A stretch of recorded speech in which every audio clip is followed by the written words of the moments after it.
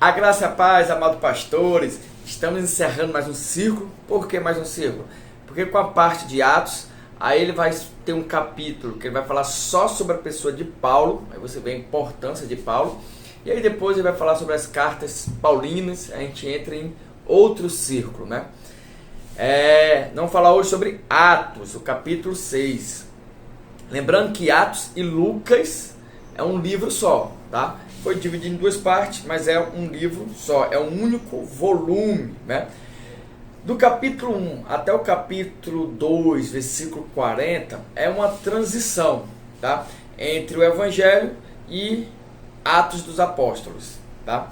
Então há essa transição. Inclusive esse nome Atos dos Apóstolos, no capítulo ali, ele vai falar que teve outros nomes que surgiram durante a história da igreja, Atos do Espírito Santo, enfim. Mas o nome mesmo que é aceito é Atos dos Apóstolos. Então é esse nome aí que nós temos que ter em mente, tá? Do capítulo 2, versículo 42 ali até o capítulo 6, ele conta a história da igreja, mas da igreja em Jerusalém.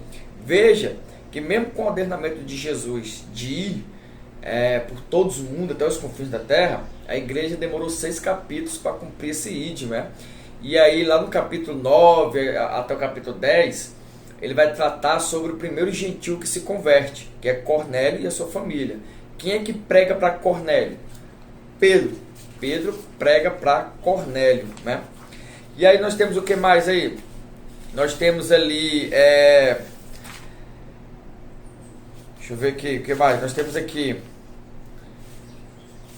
o capítulo 12 até o capítulo 16 ali. Paulo volta para pregar para os gentios, né? Ele tem ali uma mensagem mais voltada para os gentios. Inicialmente, o trio que vai evangelizar para o gentio é Paulo, Barnabé e João Marcos. Esse João Marcos aqui é aqueles que escreveu o Evangelho de Marcos, conforme o autor. Eles brigam, tá? Há uma discussão por causa de João Marcos, né? Barnabé retorna com João Marcos. Paulo fica e continua a missão juntamente com Silas e Timóteo, né? E aí no capítulo 16 até o capítulo 19, meados do capítulo 19, a gente vê que há uma crescente dos gentios que se converte, né? Paulo ele começa a entrar mais profundo ali no território gentil, né? Vai contar também a prisão domiciliar de Paulo, né? Lá na cidade, ele vai mostrar isso aí também, a viagem de Paulo para Roma, onde tem aquela tempestade, aquele naufrágio. Ele fica 3 meses na ilha de Malta, né? Depois ele segue viagem finalmente, né? Chega ali à cidade de Troma, se eu não me engano. Lá ele é preso domiciliar, mas ele tem autorização para pregar o evangelho. E lá que Lucas, o médico, se aproxima mais de Marcos, né? Nessa prisão domiciliar, ele há uma proximidade de Lucas com Marcos, né?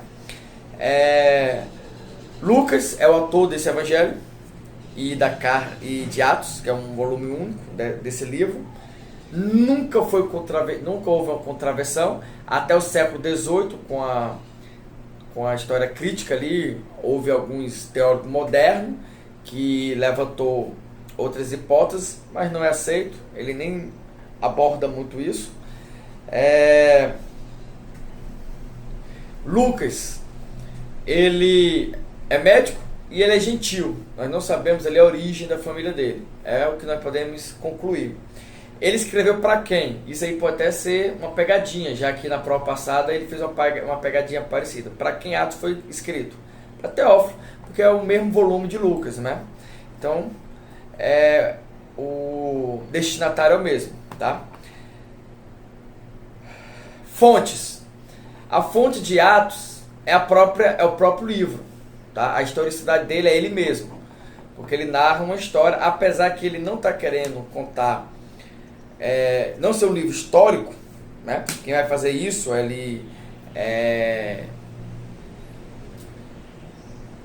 Eusébio, né? De Cesareia, que vai fazer isso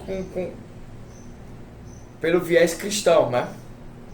mas ele traz muita abordagem histórica. Então, qual é o gênero literário de Atos? O gênero literário de Atos é um livro histórico antigo. Por que antigo? Porque ele usa métodos da antiguidade, não o nosso método moderno de escrever livros de história, né? A visão geral de pesquisa dele, já falei. Contribuições recentes. Atos traz para nós 3 contribuições. Primeiro, historicidade. É a fonte mais rica em dados históricos que nós temos dentro dos livros canônicos. É o livro de Atos. Aí, se nós quisermos mais base, mais referência histórica, a gente vai ter que abrir o leque ali para alguns livros apócrifos, né? Para a história dos hebreus, né? E assim por diante, tá? Outra contribuição é sobre os fenômenos literários, né? É a unidade do drama da história da salvação. Então Lucas, ele traz a história da salvação, como é que ela desenvolve. Para quem não está familiarizado com essa palavra, história da salvação é uma série de etapas, né? Várias etapas, das quais, ou mediante as quais, Deus trouxe salvação ao mundo. Então isso é a história da salvação. É como ela vai desenrolando e como Deus foi trazendo a salvação ao mundo. E a terceira contribuição é a tendência teológica, né? O âmago do esquema de Lucas é a substituição da expectativa escatológica cristã primitiva pela história da salvação. Isso é importante. Então, qual é a contribuição teológica? Lucas, ele tira aquela ideia escatológica primitiva que havia ali nos judeus, um Jesus guerrilheiro que ia para a liberdade de homem, e ele traz uma teologia da história da salvação, ou seja, desde o início, desde Gênesis, Deus já estava desenrolando, entendeu? Gradativamente a sua história da salvação. Ele não perdeu ali a conduta, só que essa história da salvação está acontecendo, né?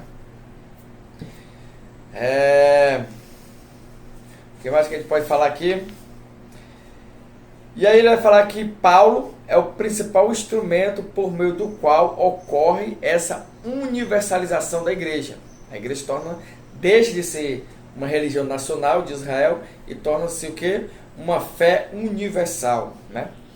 Então há uma universalização da igreja. E não há dúvida alguma de que ele é o herói de Lucas. Então Lucas deixa bem claro que Paulo é o herói dele, né? É o farol dele. E aí a gente termina aqui os principais pontos de Atos, seriam esses, tá? Se você leu e viu algo a mais aí, você pode acrescentar nos comentários aí, nos nossos encontros. E aí no nosso próximo encontro, a gente vai falar sobre o capítulo 7, Paulo, o homem e suas epístolas, beleza? Então aguardo vocês no nosso próximo encontro. Até lá, hein? Tchau, tchau.